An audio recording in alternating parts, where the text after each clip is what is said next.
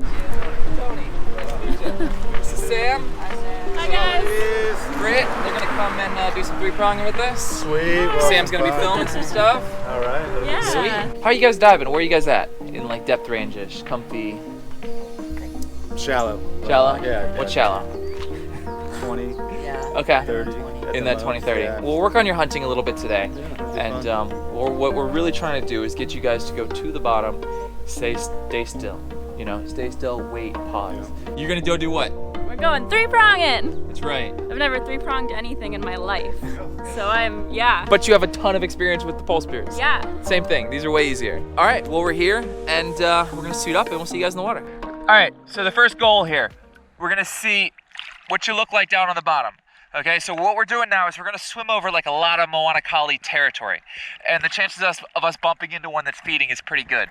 But I wanna see, make sure that you can dive and do it properly, and then we'll get up there, and then when we see one, we'll shoot it. So key, take your time on the surface. Nice breathe up, you guys will both do it. Nice breathe ups, and then go down to the bottom, plant yourself, stay put. Just as a practice, I mean, you guys still gotta warm up, but these will be nice warm up dives. Go down to the bottom, feet flat, everything flat, no moving, as if you're waiting for that Moana kole to come up. Lay in that pocket right there and then see if those joes come over. Do you see them? So a lot of times while cruising around the shallows out here, we'll see like these small piles of fish. And that's just like a school of fish that's down there, and a lot of times in that school will be your target fish. And that might be a Joe Louis goat or a Moana kole or maybe some roy or whatever it is that you're looking for. A lot of times they'll be in those schools. Sage does a beautiful dive down here and lays right there in that low spot. You can also see like right there in the sand is kind of where he wants to lay. And that gives you a nice comfortable area to relax in and to wait and have those fish approach. That was awesome, man. You look great. That's exactly what we're looking for. And see how they started coming in on you? If you could have stayed a little bit longer, they would have just come closer and closer and closer. So Tony dove next on this same school of fish in the same area. And pay attention to where Tony chooses to land. Because I know that's a very common problem out here, is that you don't know where to kind of lay on the reef. And you're looking for comfort. The more comfortable you are while you're down there, the longer you're gonna be able to stay there, and the more relaxed you're gonna look to everything around you. So instead of laying over in the little sandy pits next to those boulders, he kind of lays on top of like the reef.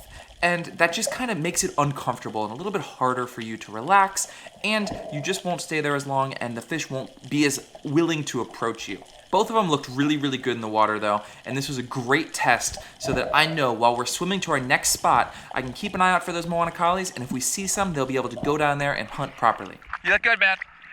See though, how where he laid, it wasn't like a really comfy spot. You know what I mean? If you can find that flatter, smoother spot, less urchins, a little nook, you'll be a lot more comfortable on the bottom. So we're still hunting that same school of fish with those bigger Joe Louis in them.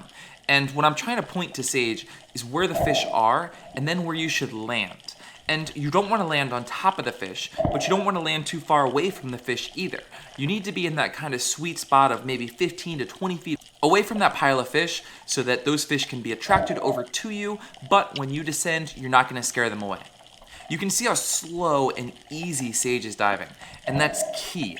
He looks so good in the water, so non-threatening on his way down, that nothing is going to be spooked away from him.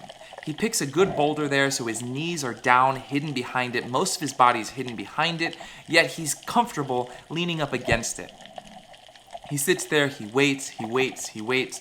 He's probably down there scratching, and it's really hard to see from up here, but those fish are all coming straight over to him. And that's a great test for you guys to know if you're doing this right.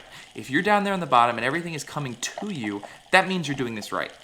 I think Sage could have had a shot on this fish, but throughout the day, it was proved that he's pretty conservative. He wants to take a shot that he's 100% on, and I completely agree with that. That was awesome, man. You can see him coming straight in, getting closer, closer, closer. You had a shot. So kind of while swimming over to where I wanted to hunt, we kept bumping into these Moana koles, and I knew that they were out here in this area. The key is you just got to dive down, you've got to hide, you've got to wait, and attract those fish over to you, and maybe 30% of the time it works out here. You go to the bottom and you wait. Sometimes they come over to you, sometimes they just keep right on cruising. So I took a drop and tried to see if I could get some of those Moana koles to come over to me. And I'm down there, I'm dusting, I'm scratching real slow, and they were out there cruising around, and they actually kind of came over, and I was trying to call Sage down with my left hand, And you can see him right there kind of on the screen. And Sage dove right here perfectly. Right here, laying beside the boulder, nice and low on the ground, totally relaxed, waiting.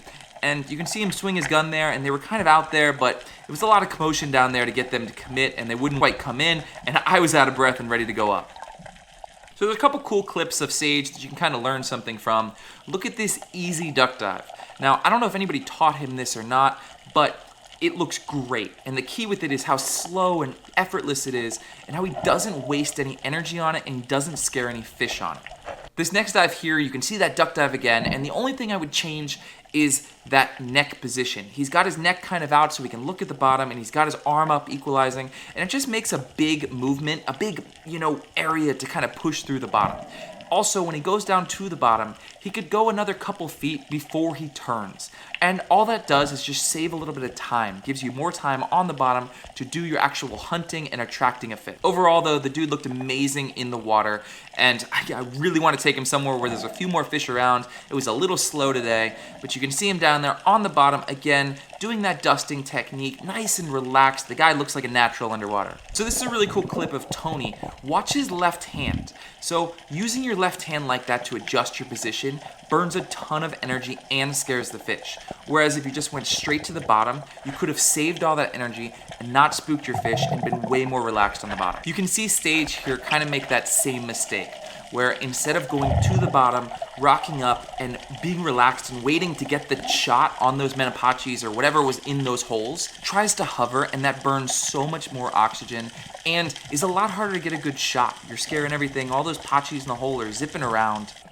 On this dive here, you can see he does it a little better. He puts that right hand down, and that stabilizes you on the bottom. And that gives you so much better accuracy and makes you so much more relaxed and lets you get a lot closer to those fish. Actually, when Sam started spearfishing, I used to have a rule that she was never allowed to fire her gun unless her left hand was on the bottom. Eventually, we bumped into the girls, and they were having a blast three-prong, and they were actually had a lot more fish than we did.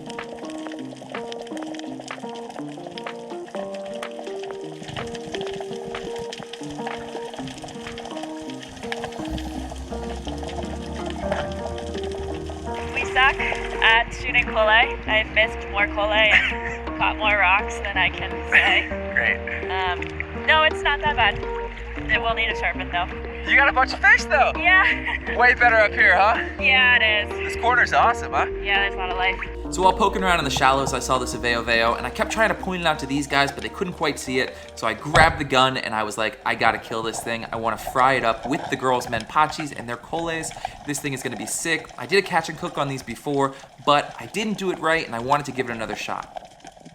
We then moved out to a little bit deeper water to try and practice that dive bomb technique. I really like that little bit deeper water to practice, as you don't spook the fish when you dive. Tony here had the first opportunity on a big table boss, but I think he didn't get close enough. Sage had another shot here, and you can see how slow he's descending, but once that uhu kind of is onto you, usually I just bail, abandon it, and go look for another one. Conditions were beautiful this day, and eventually we kind of swam out to deep water, and I took the gun back and wanted to see if I could find something cool. I did a deeper dive out here, probably 80, 90 feet, and there was life everywhere. Big uhu cruising around, there were goats around, there were moo, there were a lot of roy, and I probably should have taken the shot on this moo here. I like to be really close with this gun, so I could have had it right there probably, maybe right here. I thought he'd continue, but then he turned, so this one got away. Could have probably shrunk down and waited and done a better moo hunting technique from the beginning, and I almost guarantee I could have picked one of these out. There was a lot of life here though, and it was a pretty sick spot. There was big joes cruising around, there were a lot of these small ukus, and I was really waiting to see that big one come in. We actually shot a roy here too, chopped it up, dropped it to the bottom. I was really waiting to see that monster come out of nowhere. We actually had moo up halfway in the water column eating our chunks.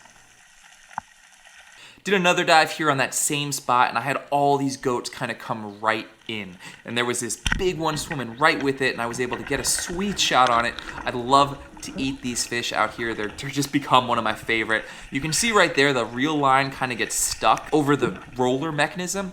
And I could have dropped the gun. This was a longer dive, a little bit deep, in that 80, 90 feet.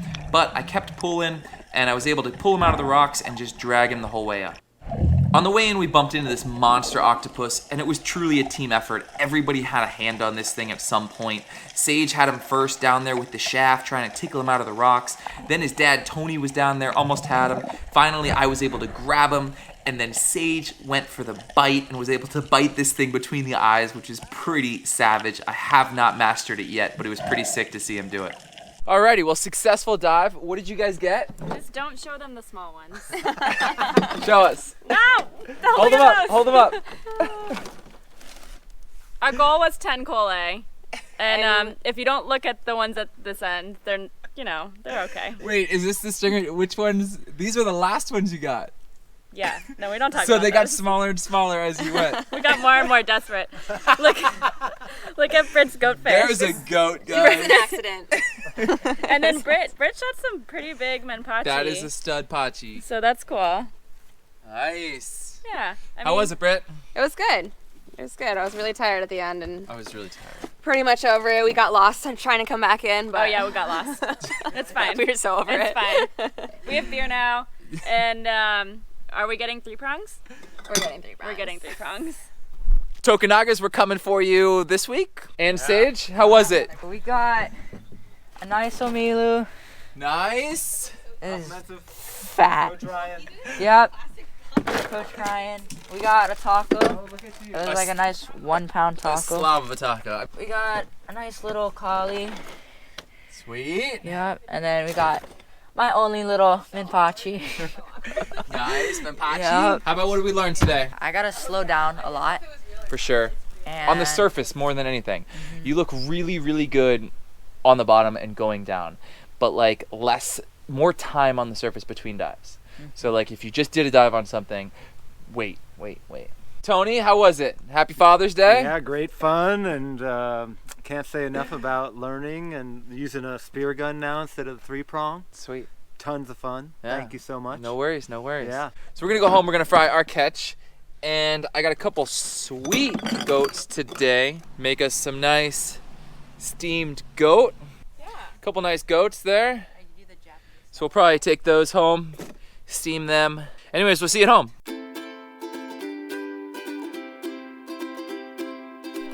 All right, how you guys doing? We've got these like grade A scalers here, so it's been super Somebody easy. wouldn't drive home and get the scaler for our tiny fish. You guys We're are almost aware. done. What are you talking about? Yeah, we are. So if you guys have seen our other videos, you know that we're gonna scale these, we're gonna cut their heads off, we're gonna cut the little spikes on their tail, and then we're gonna fry them whole. They're gonna be fantastic. We're also gonna take the 2 big goats that we got and we're gonna steam them Chinese style the way we've been doing with the cilantro and the green onions on top. It's gonna be sick, we're starving, cannot wait. I am making Chinese style goat fish. This is definitely one of our favorite ways, definitely our favorite way to eat goatfish, definitely one of our favorite fish here in Hawaii. Samagram is stuffing with what, garlic? Garlic and ginger and lemon. Sweet. Garlic, ginger, lemon. And then we're gonna fry fish.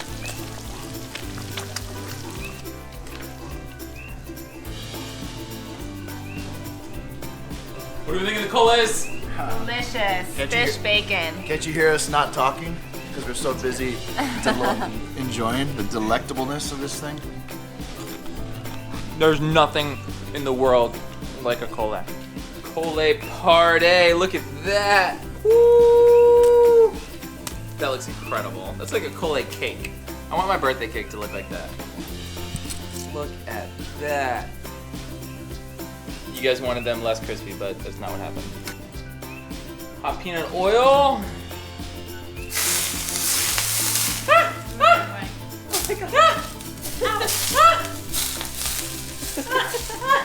I gotta start away from Stop you hurting first. yourself.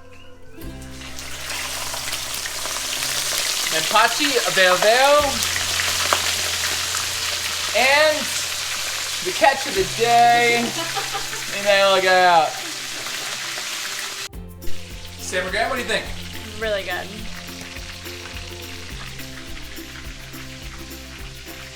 This is my little 2-ounce goatfish that I shot. Okay.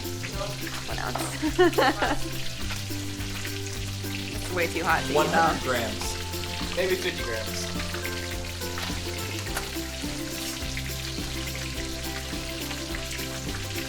That's not bad. Kole forever. I don't know. Might have you. Guys, there's no doubt in my mind, no matter how many of these other fish I try to eat, kole is number one. All right, what do you guys think? It's not what we think, it's what it Send it is. back. The reality is, Well, there's nothing left of that Moana kale. I think that there's nothing that compares to the kole. We tried the aveo. I fried it crispy for you guys. You guys asked. We did the menpachi. We fried those crispy. It's not even close. The kole crushes it every single time. Guys, thank you so much for watching, and we'll see you next time right here on Ryan Meyer's Expeditions. Kona, what do you think of the fish?